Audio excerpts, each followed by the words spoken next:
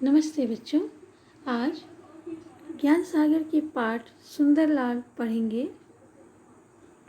बच्चों, सुंदरलाल छठी कक्षा में पढ़ता था। उसे पेड़ लगाने का बहुत शौक था। वह एक पहाड़ी गांव में रहता था।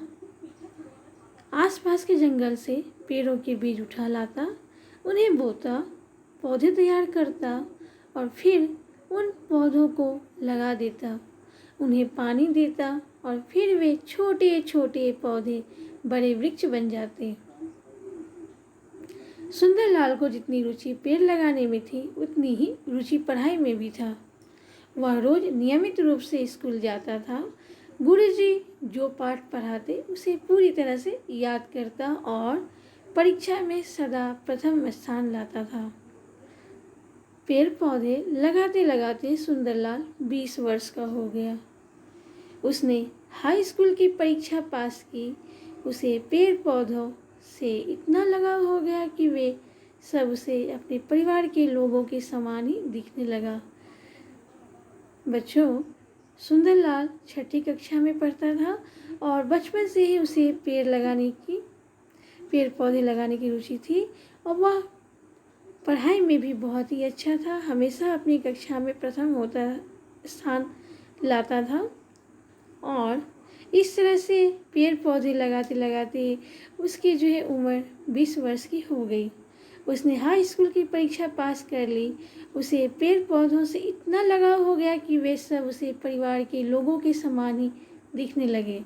उसने अपनी एक मित्र मंडली तैयार की और उनमें पेड़ पौधों के प्रति स्नेह भावना जागृत की।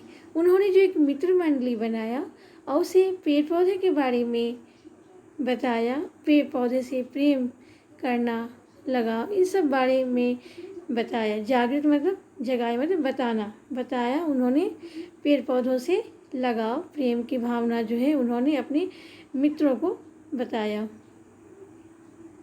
उसका कहना था कि ये पेड़ पौधे हमारे माता पिता के समान हैं। ये हमें छाया देते हैं, फल देते हैं और जिस प्रकार माँ अपने बच्चों के लिए सब कुछ करते हैं, दुख सहन करते हैं, ठीक उसी प्रकार ये पेड़ पौधे भी धूप, वर्षा, जाड़ा, धूल आदि सब अपने ऊपर लेकर हमें सुख देते हैं, हमारी रक्षा करते हैं।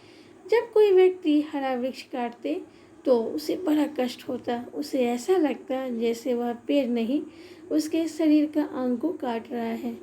वह उसे विनम्र भाव से समझाता और पेड़ काटने से रोकता। न मानने पर वह उसे लड़ने मरने के लिए तैयार हो जाता। सुंदरलाल अपनी बीए की परीक्षा के लिए नैनीताल जा रहा था। उसने रास्ते में कुछ लोगों को एक साथ बहुत से पेड़ काटते देखा। यह देखकर उसका मन व्याकुल हो गया। वह बस से उतर पड़ा और पेड़ों को काट रहे लोगों को जाकर समझाने का प्रयास किया, पर उसकी हैरानी का ठिकाना न रहा जब उसने सुना कि वे लोग कंपनी के नौकर हैं और कंपनी ने जंगल काटने का ठेका ले रखा है। यही कारण था कि वे पेड़ काटना बंद नहीं कर सकते थे। यह जानकर उसे दुख भी हुआ और आश्चर्य भी।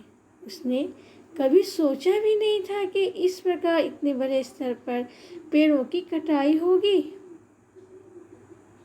सुंदरलाल का उन कंपनी मजदूरों पर तो कोई बस नहीं चला, पर उसे इसका भयंकर परिणाम दिखाई देने लगा। यदि इस प्रकार सभी पेड़ पौधे धीरे धीरे कट जाएंगे तो ये हरे भरे जंगल उजड़ जाएंगे और गांव बसने से पहले ही लोग अनाथ हो जाएंगे। सुंदरलाल अपने गांव लौटा तो उसका मन आत्मग्लानि से भर गया। उसे बहुत दुख हुआ। वह उन कंपनी मजदूरों को वृक्ष काटने से रोक नहीं पाया। यही उसकी आत्मग्लानि का मुख्य कारण था। उसने अपने मित्र मंडली की सभा बुलाई और उस सभा में गांव के अन्य लोगों को भी आमंत्रित किया। आमंत्रित मतलब बुलाया।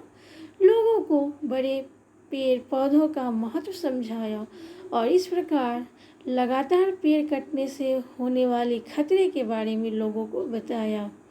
कहते कहते उसकी आंखें छलक पड़ी।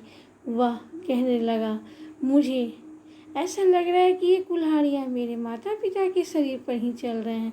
सुंदरलाल अब तक बीए उत्तीर्ण कर चुका था। उत्तीर्ण मतलब पास हो जाना।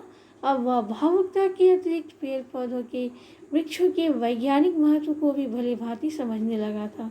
वह समझ गया था कि यदि पेड़ पौधे नष्ट हो गए तो पर्यावरण का संतुलन बिगड़ जाएगा। बच्चों, सारे पेड़ अगर कट जाएंगे तो पर्यावरण असंतुलित हो जाएगा। वृक्षों की अंधाधुंध कटाई से वर्षा नहीं हो पाएगी।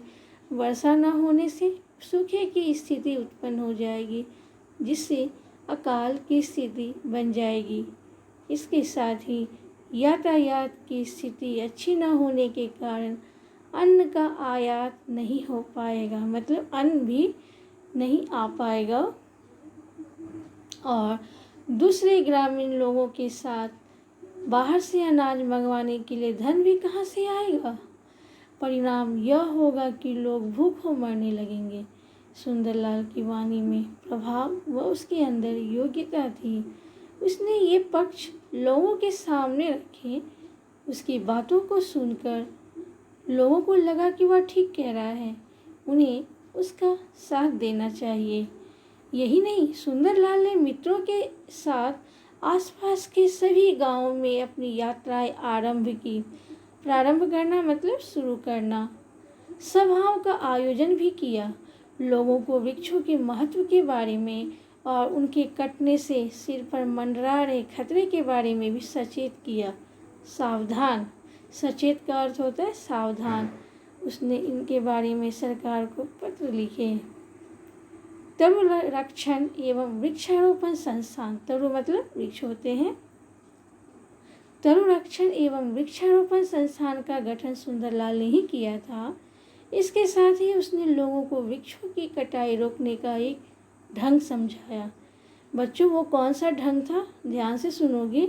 वह यह कि कंपनी मजदूर जब किसी पेड़ को काटने लगते तो लोग उस पेड़ से लिपट जाते और इससे कंपनी मजदूर उस वृक्ष को काट नहीं सकते थे। जानते हो बच्चों, इसी तरह से चिपको आंदोलन की शुरुआत हुई। सुंदरलाल के इस आंदोलन को चमत्कारी ढंग से लोकप्रियता मिली। जहाँ भी कंपनी के मजदूर या कोई यानी किसी वृक्ष को काटने लगता, लोग उस पेड़ से लिपट जाते और इस तरह चिपको आंदोलन का सूत्रपात हुआ। सूत्रपात मतलब शुरुआत हुई। बच्चों, सुंदरलाल वो पहले व्यक्ति थे जिसने इस आंदोलन को एक पूरे देश में हर जगह जाकर पेड़ों को के अंधाधुंध काटने से रोकने के लिए पूरे जीवन प्रयासरत रहे। और पता है बच्चों, ये जो है अकेले नहीं, उन्होंने अपनी इस काम को सही अंजाम तक पहुंचाने के लिए अपने मित्र मंडलियों के साथ मिलकर सभी एक एक जगह जाकर सभाओं का आयोजन किया और इसके पेड़ के कटने के बारे में लोगों को समझाया। इस तरह से चिपको आंदोलन का सूत्रपात हुआ।